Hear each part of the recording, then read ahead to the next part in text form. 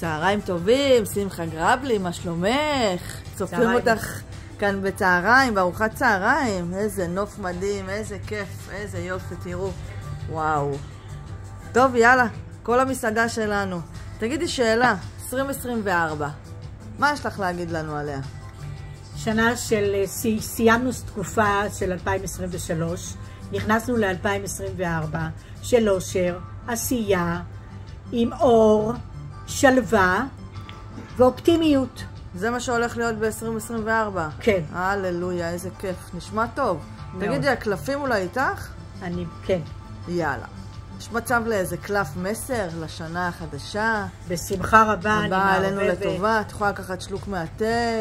רק שנייה. יאללה, איזה כיף. תודה רבה. אני מערבבת את הקלפים, אני חוצה אותם לשתיים. מצחיקים אותך פה, אה? הופה. אני אפתח? יאללה. אוקיי, אז אני פותחת. שנה של יציבות, קלף היציבות, קלף חשיבה חיובית, יציבות.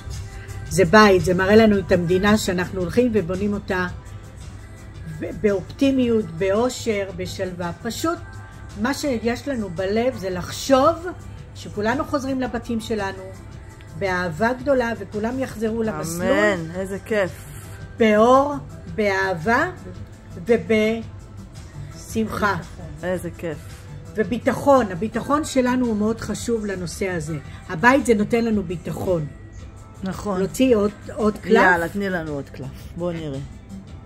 היא פותחת. זה קלף הבית, הנה תראו, מתאים בית כזה דווקא. יצא לנו קלף התיאור, קלף הפרחים, קלף השמחה. וואו. קלף שאין מילים להגיד. המילה היחידה שאני יכולה להגיד זה אושר, אופטימיות, חשיבה חיובית, והכל אצלנו בידיים. ככה את רואה את 2024. הללויה, איזה כיף. תודה רבה. בבקשה. שנה טובה. שנה מבורכת לכולם, שנה של בריאות, אושר, שלווה, ואימון באלוהים. נאמין באלוהים, הכל ילך לנו טוב. האמונה שווה המון. תודה.